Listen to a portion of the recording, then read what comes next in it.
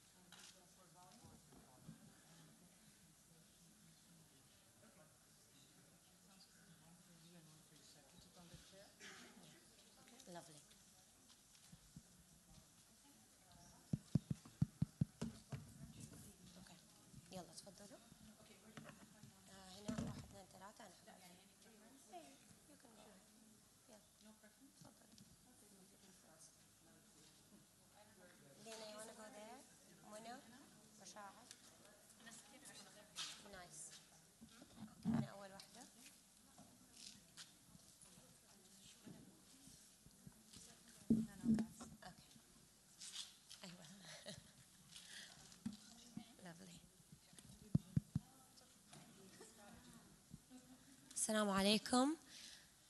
Good afternoon, everyone. My name is Fatma Al-Banawi. I'll be moderating this fabulous woman panel filled with a great energy and fabulous achievements that we will hopefully unfold within this 1 hour that we have.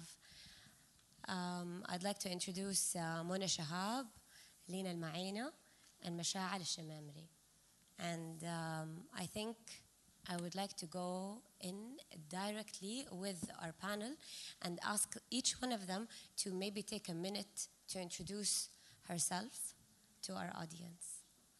Lina, how about we start with you? Okay, so my name is Lina Khalid Al-Ma'ina. First of all, I want to say Assalamu alaikum, peace be upon you all. And so I did my BA in communications, minor in French.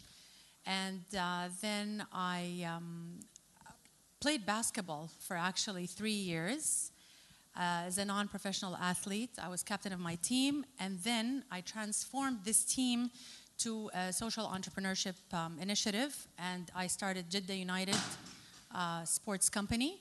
And the reason why I say sports company is because there was no licensing for women clubs. So I went through the Ministry of Commerce. And in 2014, we won the Forbes award. We stayed in 2016. Something beautiful happened. We got basically, we got the Vision 2030 news of how they're trying to integrate sports and enable women to have equal opportunities with just like the boys, and that was our Title IX. So in the United States, Title IX gave equal opportunities in the 70s, early 70s, for women to participate in sports and have the chance to play just like the boys. And our Vision 2030 enabled us to do that.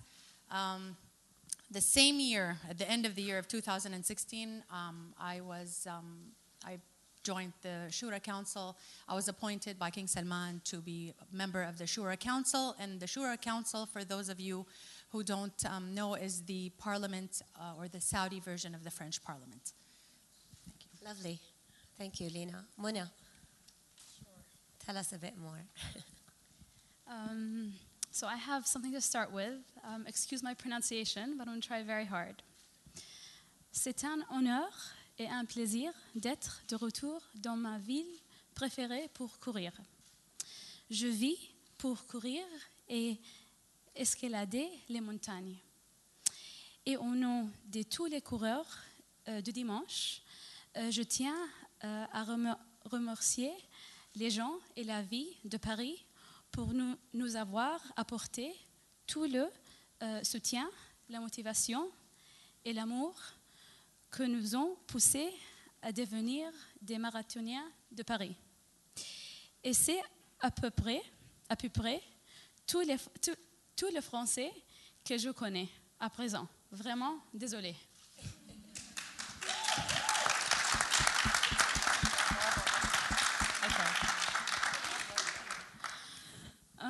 Thank you for having me, for having us. It's an honor and pleasure to be with you here today. I should know French better because my mother is half Lebanese, so I need to work better on my French. No comparison to what Lina just said. I'm a child clinical psychologist by profession and a bit of an adventurer by birth. I'm an half and half kid on the block. Mom's Lebanese, father is Saudi. I'm addicted to the mountains. I love running, and I'm a bit of a bookworm. I love reading. My background basically is I studied child clinical psychology. I spent 9 years I was born and raised in Saudi Arabia. And then I spent 9 years of my life in the US. I did my undergraduate, my master's, and I worked there for 2 years and a half, mainly with children with disabilities. I decided to move back to the sand dunes, aka the sandbox, Saudi Arabia, in 2009 by choice. I was not forced to move back. And I worked in research and in clinic for a good 6 years. And there is where my passion for the mountains started. So people are like, oh, so you started climbing when you were in Boston. And I was like, actually, no. I started climbing when I moved back to Saudi. And what I wanted to do is I wanted to combine my passion with giving back and paying it forward. So what started as kind of like a one thing to tick off the box, oh, I'm going to go climb Kilimanjaro and say that I stood on the highest, on the roof of Africa, turned into an addiction. So it's no longer about ticking off that checklist, which shouldn't be that way. It's more of like really following your passion and combining passion and giving back to the community. So I climb for different causes.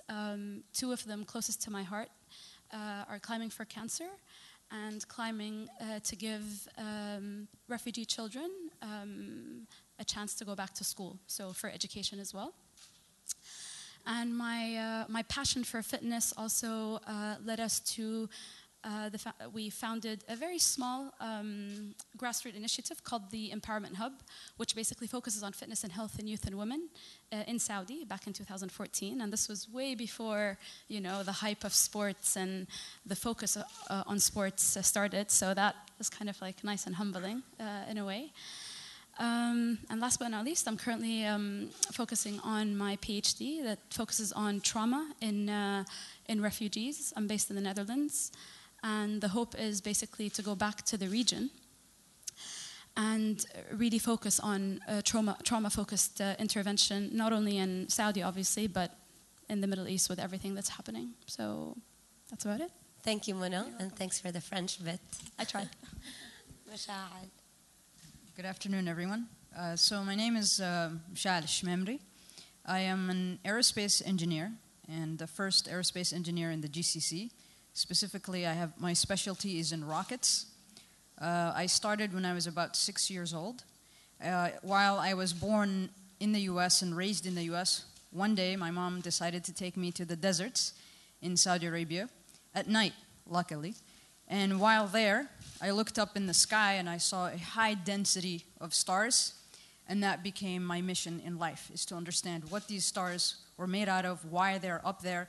And therefore, I decided since I was 6, this is my mission, and this is what I need to do. And in order to do that, I must go into space. And in order to go to space, guess what? I got to make rockets.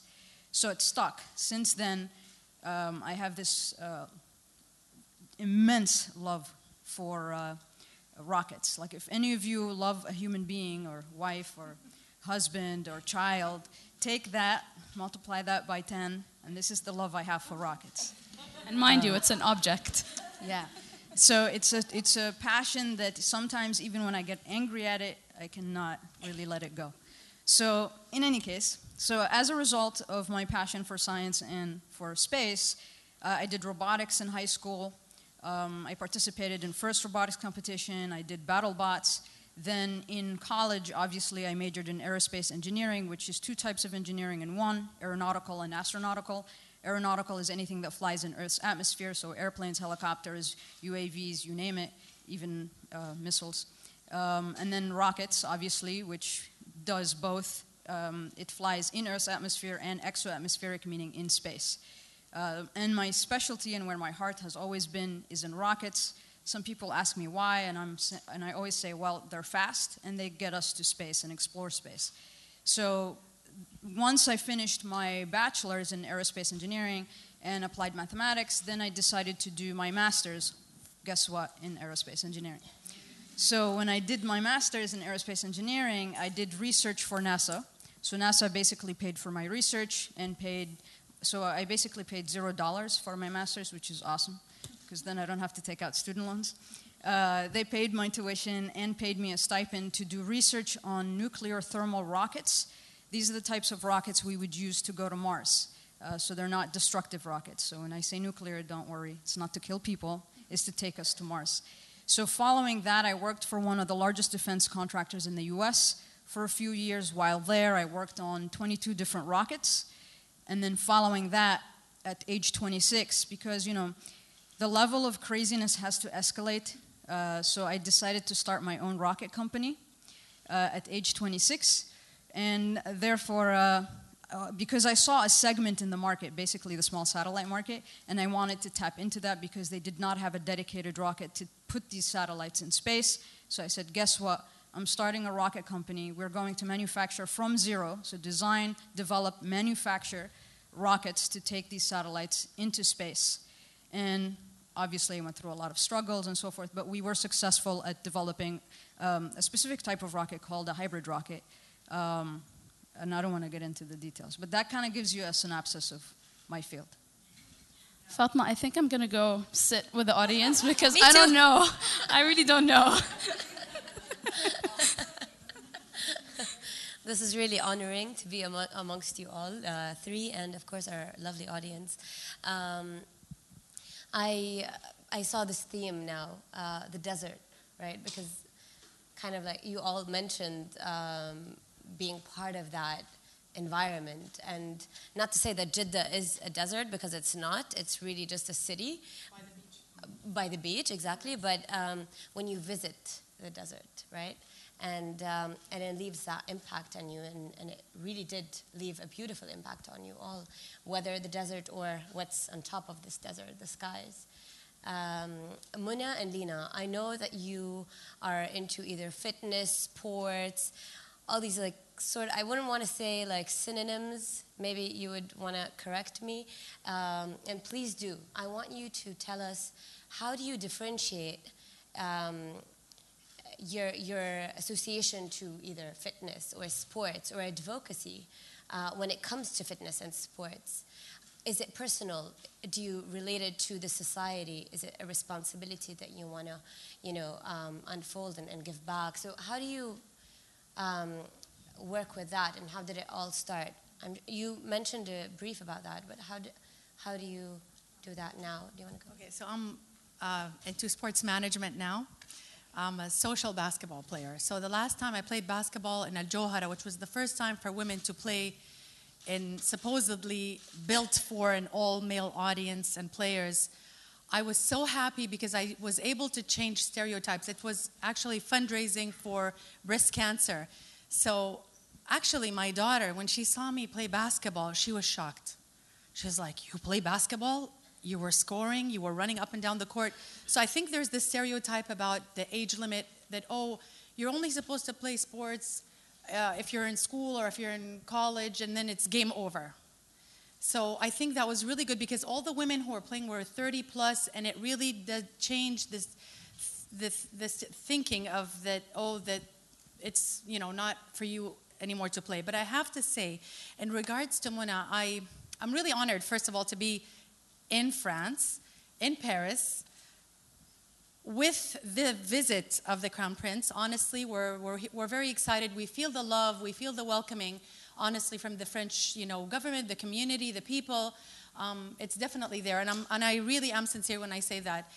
And I have to say that with Muna, in 2012, we climbed Everest Base Camp together. So we were 10 Saudi women headed by Princess Rima bin Bandar, who is today the president of the Federation of Mass Participation. And we were 10 women from all across the country, and we were trying to raise awareness about breast cancer and the relationship between breast cancer and physical activity. So for women, if you are physically active, you have a lower chance of getting breast cancer. And even in the case that you do, God forbid, suffer from breast cancer, your chances of your body healing and being able to, face treatment and chemotherapy is much higher. So I climbed at that time with Mona, and honestly, it was a great experience. Mona was such a spirit. She was a team player, and She's being extra generous. Really, she was fantastic. And that's my experience with her. And then again, in 2015, we participated in the 10 KSA. For those of you who don't know the 10 KSA, we were trying to also by Zahra and Princess Rima bin Bandar to break the world record in the biggest human pink ribbon. So we participated as sports activists, and she handled, I'll let you talk about your part, and I managed the basketball tournament in relation to the 10 KSA, and we were able to beat India with the biggest and largest human pink ribbon in the world.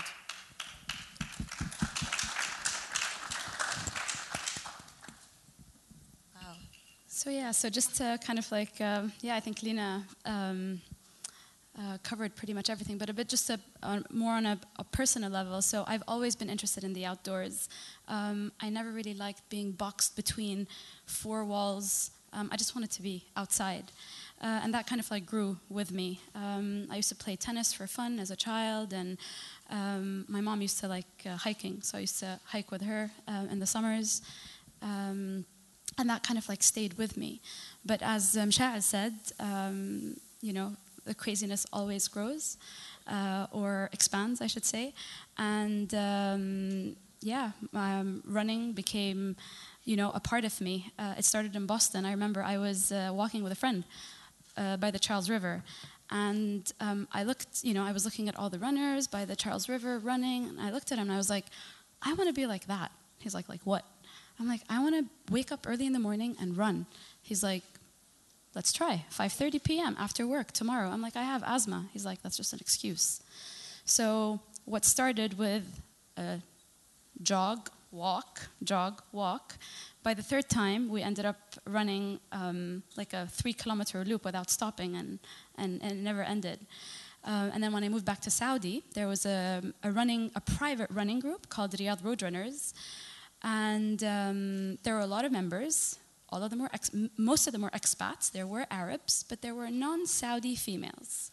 And I was like, okay, I want to run. Is my nationality going to stop me in my own home country? And they welcomed me with arms wide open. There were some compounds that I couldn't run in because they just did not allow Saudis. That has changed. That no longer exists. So it's been really nice being part of that change and actually being a part of it, witnessing it and seeing it. And in terms of climbing, as I told you, it just happened by mistake. Kilimanjaro was just like a tick off the box. And we basically wanted to climb it. I say hike it. It's more of a hike, Kilimanjaro. We wanted to help raise funds for the Saudi Cancer Foundation in the Eastern Province to help build the first early detection center for cancer in the Eastern Province. And as soon as we came back, and there was a bit of publicity in the newspapers, we came back like 2 months after that. A fa'al khair, a good human, well-intended, or person, a good human, or someone with like goodwill and someone who wanted to pay it forward, actually donated a piece of land to the foundation. So that was kind of like, all right, we're part of something that's actually going to happen, and it took off from there basically. So every single mountain is for a cause, and it's not about finishing just the 7 summits. It's more of like following my passion, and paying it forward.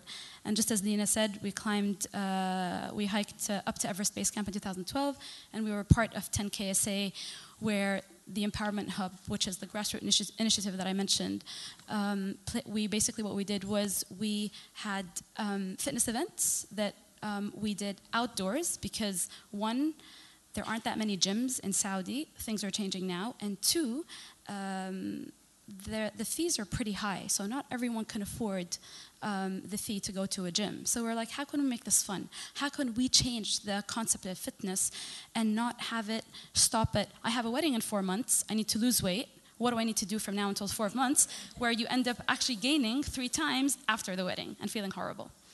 So we had outdoor events, you had a CrossFit zone, you had a spinning zone, you had a mind, body, and soul zone, and it was all for the community. So for every single event, we linked it with a cause. And that cause, we tried as much as we can to link it with fitness. So whether it was like the Foundation for Diabetes, or to fight obesity and whatnot. So that's wonderful. Thank you so much, really, for contributing and sharing your story. Masha'al, you have a different story. I think what I'm personally interested in hearing more, since your field is quite different than mine, I would say, and maybe the audience would also be similarly interested in, how do you engage the audience? How do you tell them, you know, whether a younger generation or an older generation, about what you're doing, how you started? Do you reach out to the public? Is it something that's purely scientific and that you're in your own kind of doing your own research and, you know, not really engaging with the others? Or do you expand and go out? So there's a misconception that all engineers cannot communicate, which is not true. I like to think that I can definitely communicate. And I think one of the responsibilities when you are the first at something, you inherently take on the role of the person that must open the door for the next generation. Whether you like it or not, this is your responsibility. It's bestowed upon you, and therefore you must rise up to that occasion. In my case, aerospace, I remember when I was a kid and I used to like walk around and be like, look, I'm going to go to space. I'm going to make rockets. I'm going to do this and I'm going to do that. I love the stars. And there were some people that would tell me, what are you talking about? You can't even, no, you're not allowed. Like, and then there's cultural issues that say, oh, no, you're not allowed. You're not going to ever be able to do that. And every time someone said that to me, I took it as fuel to prove them wrong. Because that's just my personality. It's like in your face kind of mentality. So what I did is I said, not only am I going to do that, but I will I will push myself so much so to prove to you that no matter what, we are capable of doing that. Especially because a lot of them were like, what's the point of doing space stuff when you don't have this available? Like even in the US, which is where I grew up, if you go to any engineering company and you try to look for aerospace engineers, the majority are male. So it's a male-dominated field. That never stopped me. I didn't care. Like, you know, you're male, I'm female, whatever. I'm here to do a scientific achievement. And that's basically the main goal. So as it stands, all these different issues rise when you are the first. So you have to overcome and use that as fuel. Now, with that, as I mentioned, the responsibility is what? Especially for me, because I'm the first in the GCC, is to give back to the community, because it's not about aerospace, it's about whatever it is you're passionate about, whether it's being astrophysics or designing your own clothes that are traditional, or whatever it is that you're super passionate about, that people will try to put obstacles in your way. My goal as a person who struggled, who went through a lot of stuff where a major doesn't even exist in Saudi Arabia, and therefore I had to constantly always live in the US, is basically deliver a message of inspiration to empower the new generation. That no matter what happens, if you love something, if it does not exist, create it. And sometimes you have to be the one to create it. Like some people tell me, well, how are you going to contribute in Saudi Arabia? And I say, if I cannot contribute to if I cannot even contribute to opening the door for the young generation, at least I have inspired them to pursue whatever they love.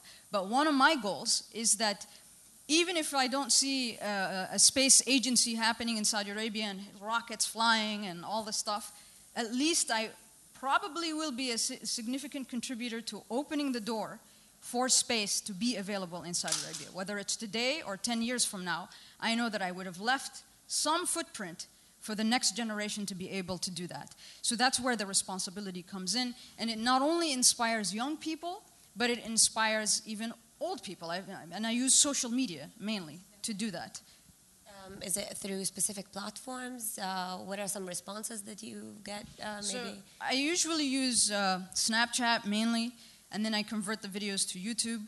And all I do in these videos is introduce people to the science behind aerospace, what we use aerospace for, what's in space, like when I don't know if you're familiar with the neutron star collision that happened recently, the end of last year, but that was one of the topics I addressed, and people were going nuts over, like, I didn't even know this stuff existed.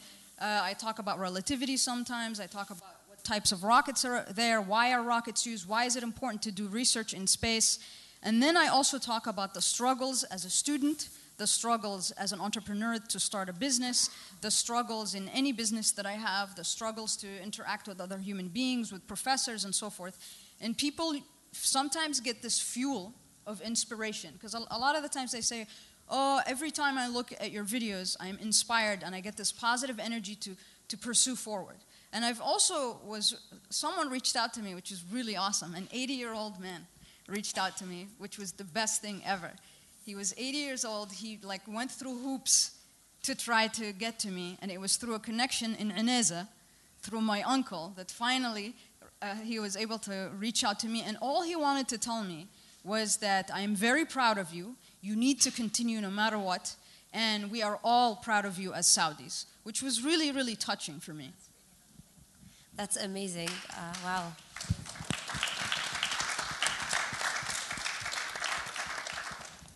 It's always beautiful to hear not necessarily actual applauses, but from an older generation, seeing that they appreciate, that they recognize. It's sort of like a push. Even if you're moving without that, it's nice when it happens, right? It's like a pat on the shoulder. You can do it, right?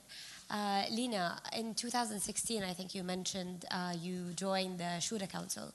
And this always was maybe something that a lot of women were discussing. Are women in the Shura Council only discussing women matters, or maybe things that are beyond women, right? And this takes us to the concept of maybe women empowerment and women in society towards a holistic society. I would really like to start with you maybe by mentioning your role in this council, and then take it further to Masha'al and Muna by expanding on that. So the first thing I ever recommended, the way the Shura Council works is that we review all the ministries' annual reports, and we propose new regulations, and we alter new laws and regulations that exist. So the first thing I ever said was about recycling. I consider myself to be a green person. I love the environment. Thank you for the Paris Agreement with the UN meeting here for the global warming. I think that this is our planet. We are all part of this humanity. We belong to this planet, and everyone is responsible. I mean, this plastic business is just really out of hand, and we need to use biodegradable plastic. This is what I said. Of course, it's not as easy access to biodegradable plastic, but it's something we have to be very responsible when doing. And this was actually one of the first ever recommendations in the council when I uttered my first words. And I want to jump 1 second. I'm going to give the chance to everybody, but I just want to jump because I don't want to forget this. So, and I'm going to say it in French just to show off my French just like Mona. So, for the French community here, in 2015, on avait un match amical entre notre équipe de Jeddah United de basket pour les femmes et une équipe ici en France. C'était le PUC, le Paris Université Club. Et c'était une expérience très jolie. On voulait changer le stéréotype de la femme saoudienne. Toujours, peut-être avant, plus que maintenant, la femme saoudienne était mysterious. Et on voulait faire cette match amical, c'était incroyable. Et on a aussi construit une relation avec l'équipe en France. I wanted to say that because I really didn't want to miss not mentioning Le PUC with a great experience. But this is also for an international objective. We definitely want to change the stereotypes about Saudi women specifically. So when you mentioned Jeddah, I have to say you said the Red Sea, but we also have to remember that if we believe in the biblical story of Adam and Eve, Jeddah is where Eve is buried. Adam et Ève. Elle est enterrée à Jeddah. And I always say that because I want to show a connection between the Saudi community or people in Saudi Arabia and the rest of the world. You know, that we have a lot of things in common. We share a lot in history and hopefully present and future. So I didn't want to make sure that I don't forget this part of history about the city of Jeddah in Saudi Arabia. There are 3 ways to say Jeddah, or, the people of Jeddah say Jeddah, but then there's Jeddah, and there's Jeddah, and there's Jeddah. So there are 3 ways to pronounce this city. And one of them means grandmother, our grandmother Eve. And I think this, even if we do not call Jeddah, which is grandmother, it's this link to motherhood, and despite our belief or our differences in belief, it's a deeper connection with Mother Earth, with motherhood, with a grandma, and I think that's a very beautiful contribution. Thank you so much, Lena. Muna, maybe we had a beautiful short conversation just before we entered, and it was about our role as women in society towards a holistic society, or holistic development. How do you see that, and how do you view this concept, and how was your contribution in your field contributing to this concept and to your belief in it? So yeah, thank you. It's an interesting question and a very hot topic. So I'm going to be very honest and transparent with everyone, and I shared my views with my fellow panelists. I kind of itch when I hear the word woman empowerment, and I'll tell you why. Because I really feel that we are beyond that point, right? Whether it's Saudi or France or the US or Morocco or Africa, you name it. I feel like we basically empower the community by empowering men, women, youth, the elderly. I mean, yes, we're still a developing country. Saudi's come a long way, and we still have a very long way to go. But I don't want to just focus on Saudi here, and I really want to focus on the fact that I think we're beyond the concept of woman empowerment. And it's the community that we need to focus on. And as Msha'ar said, we have a responsibility. And the responsibility is the future. The youth are our future. I've spent quite some time in refugee camps and IDP camps, internally displaced people camps. Actually, I'll tell you a really short story. In 2013, I told my parents I was going to go volunteer in Turkey because I wanted to work with the Syrian refugees. I was actually in Syria every single day. So we would cross the border. We were in a very small town called, sorry for any Turkish people in the room, probably butchering the name, Rehaniya or Rehana. And it's like a 10-minute drive to the internally displaced camp in Syria. So we would cross the border, we would go, and I spent half of my day just volunteering in classrooms, which were basically tents, teaching different subjects, and then we'd play hangman. So in Arabic, obviously. And one of the words, so we're playing hangman, and there was the last letter, and of course the class figured it out, so they all raised their hands, and I'm like, okay, Ahmed, go. And he was in Arabic, the room echoed hurriya, which means freedom. And I asked Ahmed, I was like, Ahmed, what does freedom mean to you? And mind you, 7-year-old boy. And he said, freedom is when children do not witness their father fall out the window because he was the shield or barrier between his kids and the bullet. This is a 7-year-old's definition of freedom. Another example was basically to find the gun and kill the enemy. These are 7 and 8-year-olds. So we really do have, kind of like a generation lost if, we don't do anything about it. And I'm going to say this not because I'm just in France, but I'm going to say this because it really is true. I thank Europe for opening their doors and welcoming refugees. I've been in the Netherlands. The reason why I chose the Netherlands is because I want to work with refugees, and I'm very focused on this topic of intervention. So I'm just saying this because, as a female, whether I'm Saudi or any other nationality, strip me naked from religion, color, ethnicity, socioeconomic background, gender. We're responsible, and we have a responsibility, and our responsibility is the future.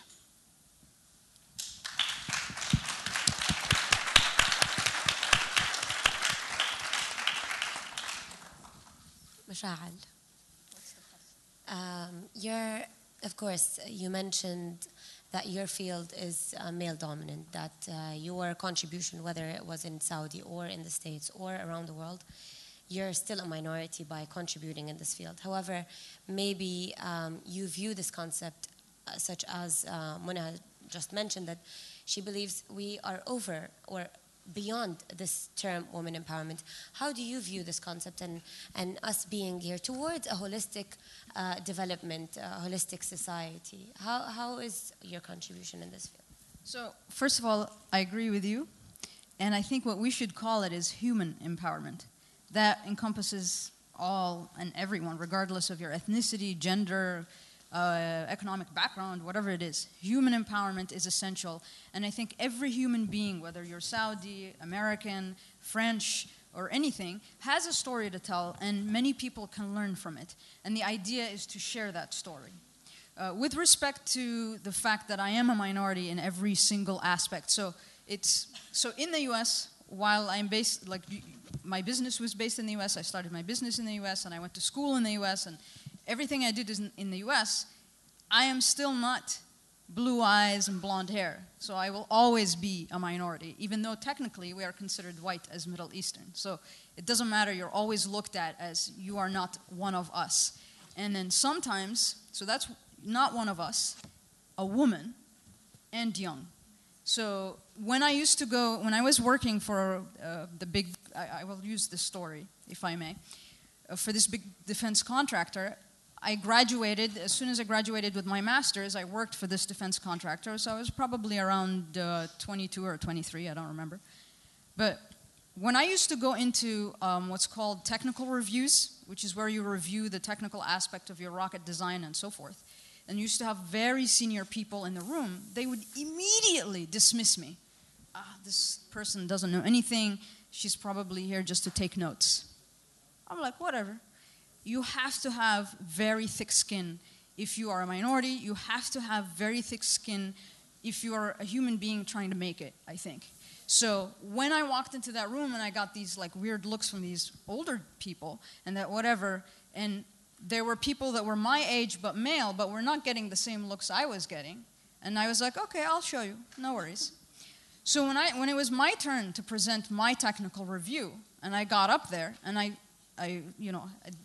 did my whole show about the rocket and all the technical aspect, it literally looked like I slapped every single human being in that room, super slap, and they were shocked.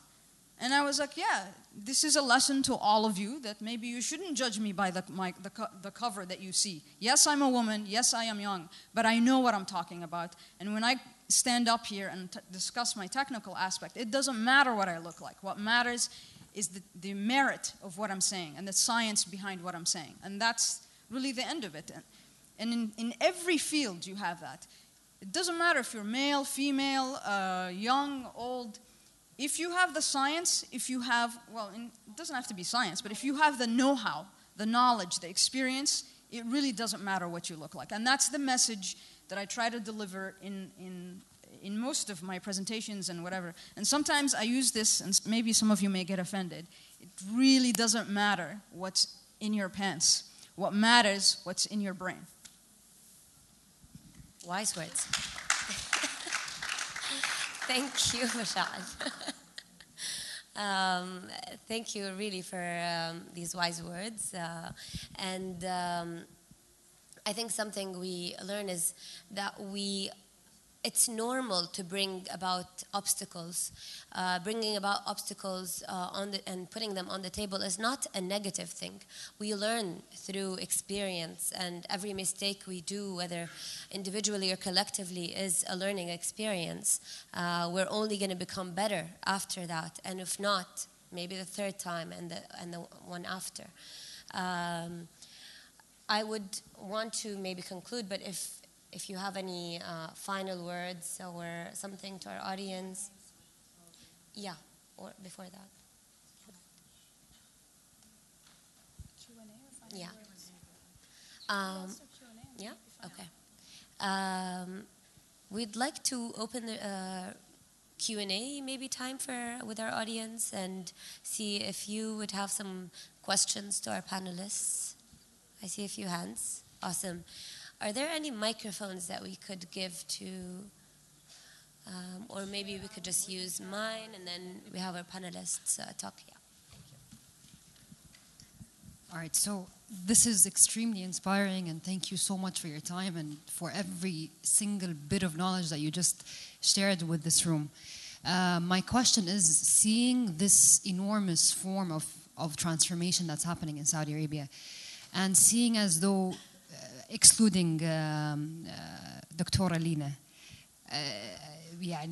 in my head you're a doctor without anything, excluding you, بس مثلا Muna and Masha'al, both of you are mostly overseas. Seeing this enormous transformation that's happening, do you see in any near future you guys moving back to Saudi to, let's say, have your impact be fully there, or do you see your near future still being overseas, trying to do research and then going back to Saudi at a later stage? For me, I think what I think is really cool that's happening in Saudi is the tremendous change and the rate at which it's happening. I also see a significant interest that is spawning in my field. So I'm very happy to see that, because I would like to be one of the people to open the doors for space exploration or rockets in Saudi Arabia, because the technology doesn't only serve just space or whatever. Like, if you watch any of my videos, I discuss how space technologies are applied to Earth. So you can develop some form of technology, use it in space, and then realize while it's in space, like, yo, I could use this actually on Earth. So, I mean, how they actually can detect breast cancer is through a technology that was developed in space. How they even started with a laser surgery in the eyes, it started in space. Understanding osteoporosis, there's significant research that's done in space that can apply on Earth. So there's so much that can contribute, and I think Saudi Arabia can be one of those people that can contribute to the advancement of science and technology. Maybe we start off with space satellites, which they're already doing satellites for space, but then eventually getting into rockets and eventually doing actual space science. I itch to go back. I mean, every single day, I'm like, I wish. I mean, it's also nice to see it and witness it from afar, but I want to be there, you know. So, but I'm also like very much enjoying my time, and I know that, you know, I'm in the Netherlands because for a reason. But yeah, I definitely want to go back to Saudi, but then probably 60% of my time, but then 40% of my time will probably be in the region, more in the field, like, you know, in the camps, basically. But yes.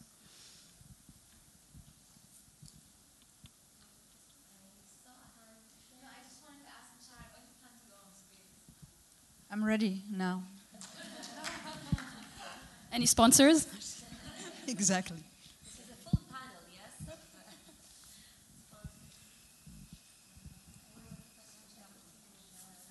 I'm so curious. So many things. So I'm sorry. I'm going to be a bother today. Ms. Lina, seeing as though you're a member of the Shura Council, can we talk a bit about the impact that you see the Shura Council being responsible for in terms of the youth, and not the general population, the youth of Saudi Arabia, and what you, as a member of the Shura Council, could help implement these changes through that platform?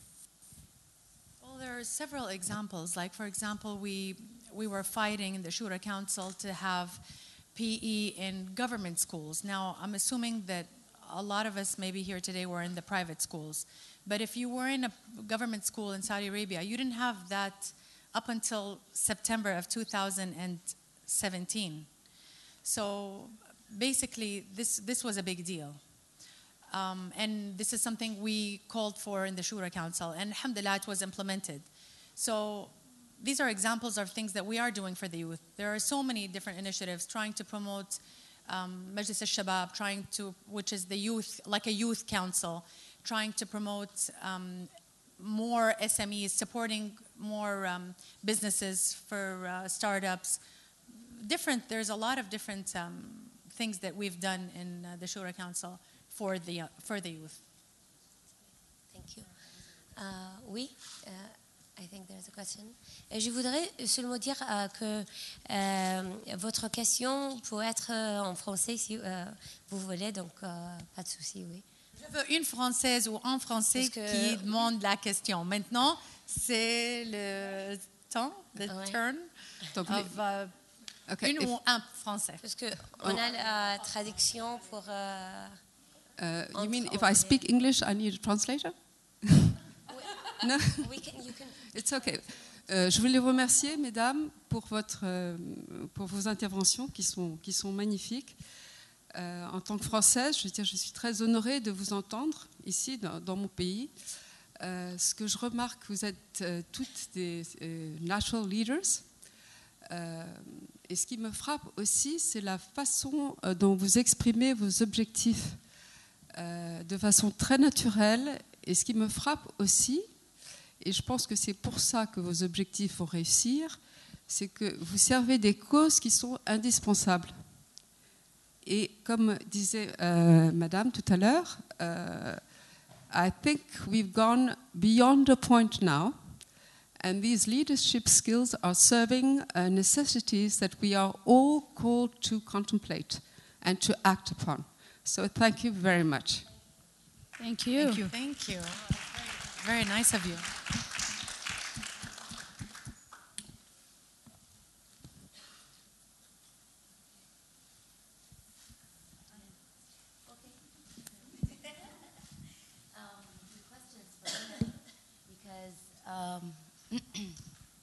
So a lot of people may not understand how the structure is, or what's the formula or equation when you guys climb for awareness or to raise funds for a specific cause.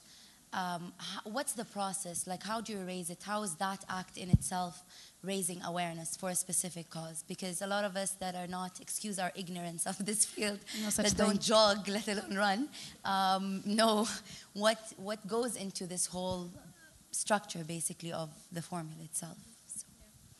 So, good question, Ranim. We were asked a lot when we first started. So, you're climbing for a cause, and what does climbing have to do with cancer? Or what does climbing have to do with providing an education for, a Syrian refugee in Lebanon or Jordan or Turkey or whatever country it may be? So I have two answers. The first answer is, to be honest with you, for me, whether it's fundraising or just climbing for a cause, it's my drive when I hit that wall on the mountain. So I'll tell you an example. We were on Kilimanjaro, day 4. I think we reached 4,000 meters. So Kilimanjaro is 5,895 meters. And we were climbing, as I mentioned, for the Saudi Cancer Foundation. And as a lot of you may know, some of the altitude symptoms are nausea, headaches, dizziness. And I had reached that point. I hit my wall. I wasn't hydrating enough, and water's your best friend on the mountain, as Lina knows. So, and there were silent tears coming down. And I was walking behind my friend, Noor Shadawi. And on our backpacks, we had the logo of the climb and the Saudi Cancer Foundation's logo as well. So I'm walking, silent tears, super quiet. It was very misty and foggy. And in my head, I'm like, why am I here? What am I doing? I could be sitting in King Faisal Specialist Hospital, either behind a computer doing research or, paying it forward and working with a patient. And I look up and I see the backpack with the logo. And suddenly it hits. I chose to be on this mountain. I know exactly the symptoms that are going to hit me when I'm on this mountain. It be nausea, headaches, dizziness. I know that as soon as I go down 200 meters, maybe even 100 meters, all these symptoms will go. A cancer patient, do they know that they're going to get cancer? Do they know that this chemo session is their second, their third, or their last? I felt this big. So one reason is the drive. It's the push. It's something that you really believe in. and you want people to kind of like jump on the wagon of hope. And so that's why a lot of us combine passion with a cause. And the other thing is, it's not a new concept. I mean, in the West, a lot of people, you see, people walk for autism, walk for cancer, walk for Alzheimer's, but it was something fairly new to Saudi. I'm not saying, we created the atom, but it was a concept that was kind of like unfamiliar. But it's basically drive and hoping that people become more aware and educated. And as we all know, awareness starts with debate. So some people still don't agree, and they still kind of like shoot us down. One of the very popular, very well-known businessmen in the Eastern Province in Saudi sent a letter 2 days before we were climbing Kilimanjaro, and we were a mixed group. It was girls and females and males. We were a group of friends. And he sent a letter to the former governor saying, you need to take their passports and ban them from traveling, because it's like a mixed group. And what does the former governor of the Eastern Province do? When we came back, he invited us to his office and he thanked us for the climb. So that's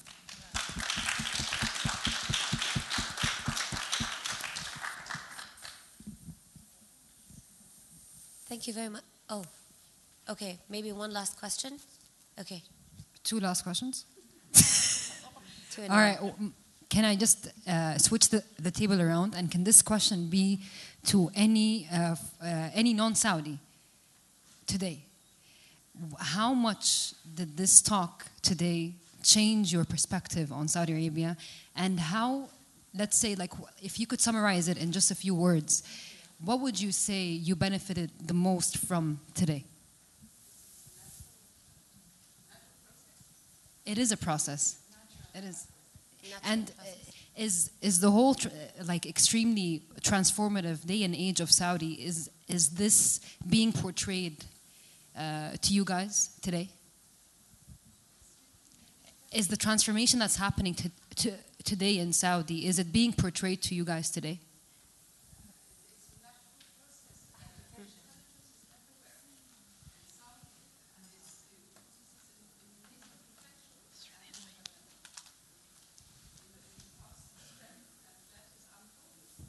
Does it make you excited to come and visit our country? Does it excite you to come visit our country? Really? They were there for 10 years. Look at that. That's amazing.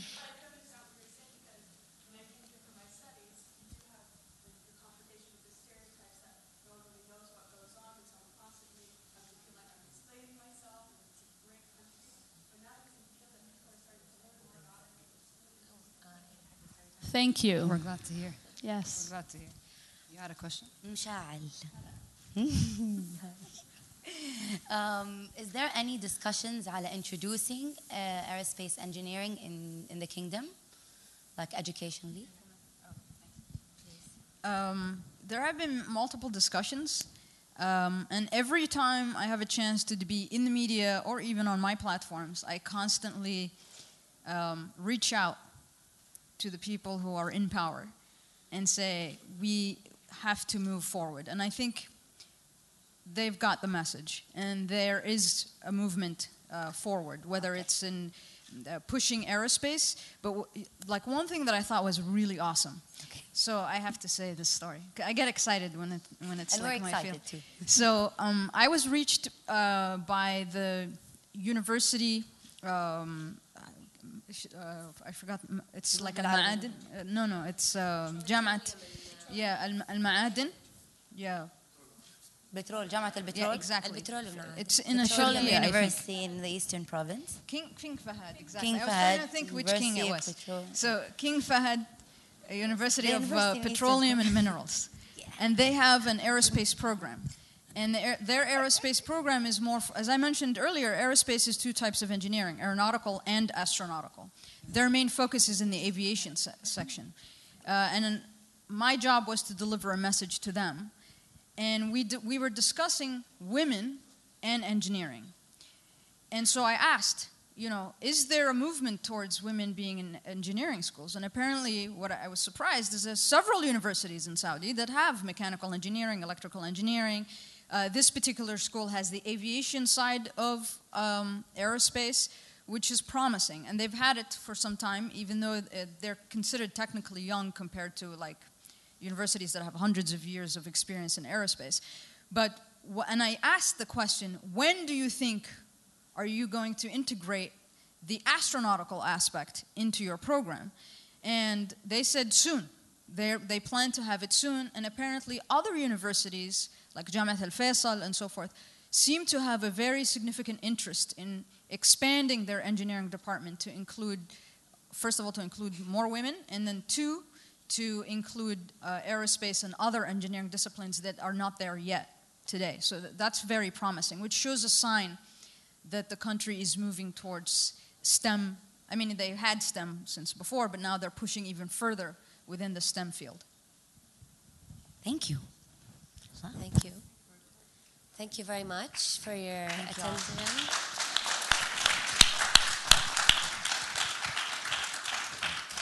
Thank you for our panelists and for the organizers, of course, for Paris for being a beautiful host, and for everyone who's been part of this, and obviously for definitely your unconditional attention today. Thank you very much again. Thank you. Thank you. Thanks.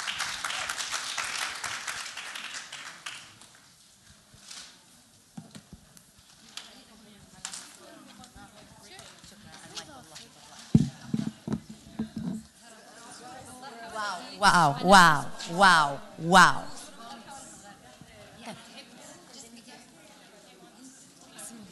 I have heard.